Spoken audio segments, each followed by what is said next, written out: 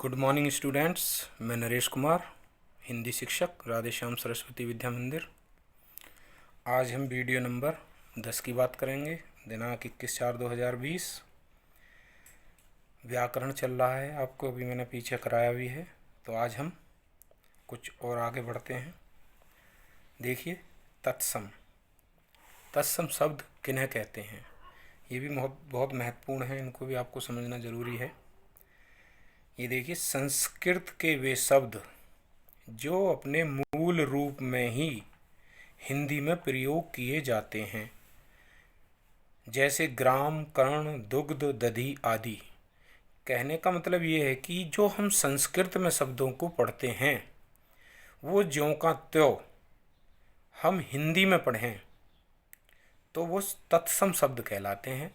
ये ध्यान रखना। देखिए, ग्राम संस्कृत में भी ग्राम ही कहा जाता है, और ये ग्राम को हिंदी में हम पढ़ेंगे तो ये तत्सम शब्द है जो संस्कृत से हिंदी में पढ़ा जाता है। तो ऐसे शब्द जो संस्कृत के सीधे हिंदी में पढ़े जाते हैं उन्हें तत्सम कहते हैं। आगे देखिए, तद्भव। संस्कृत का परिवर्तित रूप, संस्कृत से बिगड़कर जो शब्द हिंदी में आए। कहने का मतलब है, अब जैसे ग्राम था संस्कृत का और ये बिगड़कर इसको गांव बना दिया। अगर ये देखिए, मैंने लिखा भी है गांव, अगर ये बदल जाए रूप तो इसको हम तद्भव शब्द कहते हैं, यानी बिगड़े हुए रूप को, परिवर्तित रूप को तद्भव शब्द कहेंगे। तो अब यहाँ देखिए, सूर्य होता है संस्कृत में, लेकिन यहाँ सूरज, तो ये तद्भव हो गया। ग्राम होता है, यहाँ गांव हो गया। ऐसी कर्ण, कान को कहते हैं, यहाँ कान हो गया, तो ये तद्भव शब्द है। दूध है, दूध को दुग्ध संस्कृत में बोलते हैं, तो यहाँ दूध कहा है इसलिए तद्भव है। दही, दधी होता है संस्कृत में, लेकिन यहाँ दही हो गया है इसलिए तद्भव शब्द हो गया।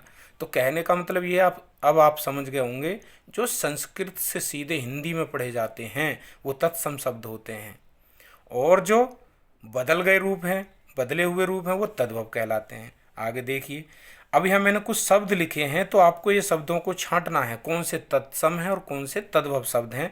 तो ये आप कर लेंगे, इतना ज़्यादा इसमें वो टाइम लगाने की आवश्यकता नहीं है। चलिए आगे बढ़ते हैं। आगे देखिए, अब हम बात करेंगे लिंग। आपने पढ़े होंगे लिंग हिंदी में, लेकिन अब यहाँ मैं थोड़ा सा और रिवीजन कराना चाहता हूँ जिससे अच्छी तरह आपको याद रहें, कभी ना भूलें इन्हें। देखिए, लिंग शब्द के जिस रूप से पुरुष या स्त्री जाति का बोध हो उसे हम लिंग कहते हैं। अब आप देखिए, इसमें शब्द के जिस रूप से, यानी हमें पता लगे ये पुरुष के लिए यूज़ हुआ या स्त्री के लिए, यानी ये पुरुष है या स्त्री, तो इन्हें हम लिंग कहते हैं। अब देखिए, इसके भेद दो हैं, पुल्लिंग और स्त्रीलिंग। तो आपको ये ध्यान रखना है, इसके भेद दो हैं, जबकि संस्कृत में 3 होते हैं लेकिन हिंदी में 2 होते हैं, पुल्लिंग और स्त्रीलिंग। इसके बाद देखिए, इसको हम कैसे पहचान करेंगे, ये मैंने स्टार बनाया है। कुछ शब्दों के लिंग का निर्णय वाक्य में क्रिया के आधार पर किया जा सकता है। मैंने क्रिया आपको पढ़ाई है, तो अब हम क्रिया के आधार पर देखेंगे कि हम कैसे पता लगा सकते हैं ये स्त्रीलिंग है या पुल्लिंग है। देखिए, राम ने खाना खाया। अब देखिए, खाना है, खाना तो लड़की भी खा सकती है, पुरुष भी खा सकता है, यानी स्त्रीलिंग और पुल्लिंग भी। लेकिन इसका हम पता कैसे लगाएं कि ये स्त्रीलिंग है या पुल्लिंग। तो यहाँ देखिए, हमने कहा राम ने खाना खाया, तो यहाँ खाया, ये क्रिया से हम पता लगा लेंगे कि पुल्लिंग है स्त्रीलिंग। तो देखिए, खाया, खाया तो इसका मतलब पुल्लिंग ही होता, और खाई होता तो स्त्रीलिंग। तो मैं यहाँ क्रिया से पता लगाया। अगला देखिए, जैसे पेन टूट गया। अब पेन टूट गया, तो गया ये भी पुल्लिंग दिखाई दे रहा है। ऐसी पेंसिल, अब पेंसिल का हमें नहीं पता लग रहा ये स्त्रीलिंग है या पुल्लिंग है, लेकिन अब हमने यहाँ देखा खो गई, तो इससे हमें पता लग रहा कि पेंसिल स्त्रीलिंग है। ऐसे ही माँ ने खीर बनाई, अब हम खीर को कह लगे स्त्रीलिंग पुल्लिंग। अब यहाँ देखिए, बनाई, यानी हमने क्रिया से इसका हमने पता लगा लिया। तो इस प्रकार से हम क्रिया के आधार पर भी लिंग का निर्धारण कर सकते हैं। नेक्स्ट देखिए, कुछ शब्दों को विशेषण के आधार पर, यानी जो विशेषता होती है, मैंने बताया था संज्ञा सर्वनाम की विशेषता बताने वाले शब्द विशेषण कहलाते हैं। तो हम विशेषण से भी पता लगा सकते हैं लिंग का। जैसे उसकी नई किताब खो गई। अब देखिए, किताब है वो नई, तो हम इससे पता लगा लेंगे विशेषण से। किताब का हमें नहीं पता लग गया स्त्री या पुल्लिंग, तो देखिए नई, तो नई स्त्रीलिंग पुल्लिंग हमें पता लग रहा है, तो इससे हम किताब क्या हो गई स्त्रीलिंग। और इसके बाद हम यहाँ देखें, उसका मकान बड़ा है, तो ये विशेषता बड़ा। अब मकान स्त्रीलिंग है पुल्लिंग। अब देखो, बड़ा, बड़ी तो नहीं है, तो बड़ा है तो पुल्लिंग है, तो यहाँ से हम मकान का पता लगा लेंगे कि ये पुल्लिंग हो गया। ऐसे ही सेब खट्टा है। अब देखिए सेब, इसका हम कैसे पता लगाएं कि ये स्त्रीलिंग है पुल्लिंग, तो हम यहाँ से पता लगाएंगे खट्टा, यानी इसकी विशेषता से पता लगा। खट्टा खट्टी नहीं है, खट्टा, तो सेब क्या हो गया, पुल्लिंग। ऐसे लीची मीठी है। अब लीची का हम पता लगाएं तो यहाँ से पता लगेगा विशेषण से, मीठी, तो मीठी है तो इसका मतलब स्त्रीलिंग है, मीठा होता तो पुल्लिंग होता। ठीक है, आगे चलिए। कुछ शब्द लिंग का अनुमान लगाना कठिन हो जाए।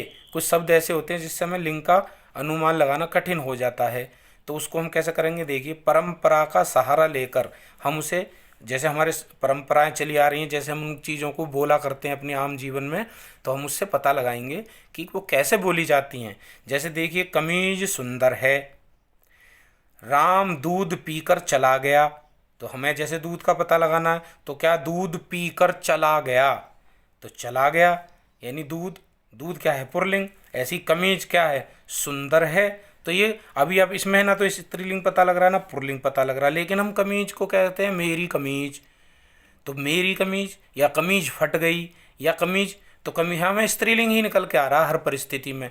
तो ऐसे हमारे कुछ अनुमान के आधार पर भी हम निकालते हैं। दूध पिया, पिया, पिया यानी पुल्लिंग हो गया।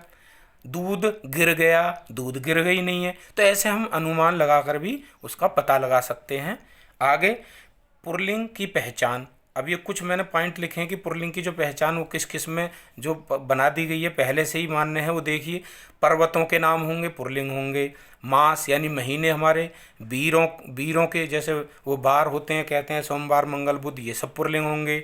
ग्रह जो हमारे जितने भी ग्रह हैं 9 बताए गए हैं, तो वो ग्रह भी हमारे क्या हैं, पुल्लिंग है। दिनों के नाम सोमवार मंगल बुध बृहस्पति, ये सब पुल्लिंग है। लेकिन पृथ्वी जो है एक, ये भी ग्रह है, लेकिन ये स्त्रीलिंग कहलाएगा, तो ये मैंने अलग विशेष लिखा हुआ है। ऐसे ही अनाजों के नाम, जितने भी अनाज नाम है, जैसे ज्वार बाजरा गेहूँ मक्का, ये ठीक है, ये सब क्या है, पुल्लिंग है। लेकिन यहाँ पर 2 ये स्त्रीलिंग दिखाए हैं, ज्वार और मक्का। अभी मैंने बोल दिया था ज्वार मक्का, ये सारे अनाजों के नाम बताए थे, लेकिन सारे अनाज पुल्लिंग होंगे, लेकिन ज्वार और मक्का केवल ये 2 स्त्रीलिंग हैं। ये स्पेशल मैंने ब्रैकेट में लिखे हैं, तो इन्हें भी आपको पता रहना चाहिए। आगे पेड़ों के नाम, जितने भी पेड़ों के नाम हैं सब पुल्लिंग हैं। आगे द्रव पदार्थों के नाम, जितने भी द्रव जैसे यानी तरल लिक्विड में होते हैं वो सब क्या है, पुल्लिंग। लेकिन चाय लस्सी कॉफ़ी ये स्त्रीलिंग है, ये मैंने ब्रैकेट में लिखे हैं कि ये स्त्रीलिंग है। आगे देखिए समुदाय या समूह, समुदाय जैसे हिंदू मुस्लिम सिख ईसाई, ऐसे समूह जो होते हैं।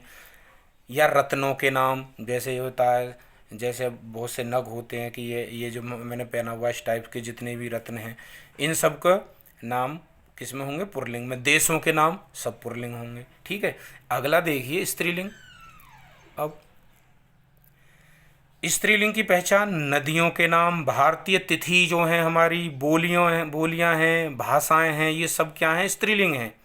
ऐसे जिन शब्दों के अंत में कुछ एक विशेष बात है, ये है उ आए, आ आए, बड़ा ई आए, इया, ता, आई और आहट। जैसे अब मैंने यहाँ बनाया उ आ, ये सबके शब्द लिखे हैं, जैसे वायु, परीक्षा, लड़ाई, लुटिया, मित्रता, घबराहट। ऐसे ही तीसरा है सभा, मंडली, पंक्ति आदि शब्द, ये सब स्त्रीलिंग होंगे। इसी प्रकार शरीर के अंगों के नाम, कुछ स्त्रीलिंग होते हैं कुछ पुल्लिंग होते हैं। ये आप स्वयं लिखेंगे, या मैंने लिखा स्वयं लिखें, छात्र लिखेंगे, इसको खाली से ऐसे मत लिख कर छोड़ देना। आगे देखिए आपका गृह कार्य मैंने यहाँ दिया है, इसी का गृह कार्य, छात्र लिंग परिवर्तन भी स्वयं करके देखेंगे। मैंने इसमें बहुत सारे लिंग दिए हैं, पुल्लिंग है स्त्रीलिंग है, उन्हें बदलना होगा आपको, तो इसी में जो दिए हैं वो सबको गृह कार्य रूप में आप करेंगे। नेक्स्ट आइए आगे हम वचन की बात करते हैं। थोड़ा वीडियो बड़ा होगा लेकिन आप इसे थोड़ा देख लेंगे। अब देखिए वचन, शब्द के जिस रूप से किसी चीज के एक या अधिक होने का बोध हो तो उसे हम क्या कहते हैं, वचन कहते हैं। इसके भी 2 भेद हैं, एक वचन और बहुवचन, जबकि संस्कृत में 3 होते हैं, हिंदी में 2 ही होते हैं। आगे एक वचन, जिस शब्द के जिस रूप से एक होने का बोध हो, जैसे पेन, पुस्तक, कुत्ता, ये सब क्या हैं, एक हैं। भाई हमें पेन दिखाई दे रहा है, एक पुस्तक, एक कुत्ता एक। ऐसी बहुवचन शब्द के जिस रूप से उसके एक से अधिक होने का बोध हो। जैसे हमने पुस्तक था तो पुस्तकें हो गया, कुत्ता है तो कुत्ते हो गया, पेन है पेने हो गया। तो इस तरीके से बहुवचन हो जाते हैं। आगे देखिए वचन की पहचान मुख्य रूप से दो प्रकार से होती है। एक तो संज्ञा सर्वनाम के रूप में, यानी देखिए बच्चा है, ये क्या है, बच्चे है, ये संज्ञा हो गया। तो संज्ञा से हमें पता लग जाएगा बच्चा है एक वचन है, बच्चे हैं बहुवचन हो गया। जैसे अब यहाँ सर्वनाम है वह तो क्या हो गया एक वचन, वे तो ये बहुवचन हो गया। इस वाक्य को भी हम पढ़ के देखेंगे तो हमें पता लग जाएगा। नेक्स्ट, क्रिया के द्वारा क्रियापदों के रूप में पता लगा सकते हैं। जैसे इंसान जा रहा है, देखिए रहा है, अब इंसान है, यहाँ तो इंसान यहाँ भी लिखा है इंसान जा रहे हैं। तो देखिए इंसान में तो कोई परिवर्तन नहीं है, लेकिन हमें इंसान का पता लगाना है कि एक वचन है या बहुवचन है। तो देखिए अगर इंसान जा रहा है तो एक वचन है, लेकिन जा रहे हैं तो इंसान ये कैसा हो जाएगा, बहुवचन। कई बार परीक्षा में ऐसे पूछे जाते हैं, जैसे यहाँ अंडरलाइन कर दिया इंसान, बताइए एक वचन बहुवचन, लेकिन हमें वाक्य पढ़ने पर पता लगेगा एक वचन है या बहुवचन, खाली इंसान को नहीं देखेंगे हम। ऐसे ही जैसे यहाँ दे दिया इंसान जा रहा है, अंडरलाइन कर दें इंसान, बताइए कौन सा वचन है, तो आप इसे बताएंगे एक वचन जा रहा है। ये आ जाए जा रहे हैं तो ये बहुवचन हो जाएगा। जैसे आगे देखिए कि दे रखा है कबूतर बैठा है, अब कबूतर बैठा है, यहाँ भी देखिए कबूतर लिखा हुआ बैठे हैं, तो अब वो कहने लगे कबूतर अंडरलाइन करके बताइए एक वचन है बहुवचन, तो इस परिस्थिति में क्या होगा, ये एक वचन होगा, और इस परिस्थिति में कबूतर क्या है, बहुवचन होगा। ठीक है बेटा। आगे, कुछ विशेष परिस्थितियों में एक वचन के स्थान पर बहुवचन का प्रयोग होता है। जैसे देखिए पिताजी, हम कभी उन्हें कहेंगे पिताजी जा रहा है, हमेशा हमेशा बहुवचन में प्रयोग करेंगे।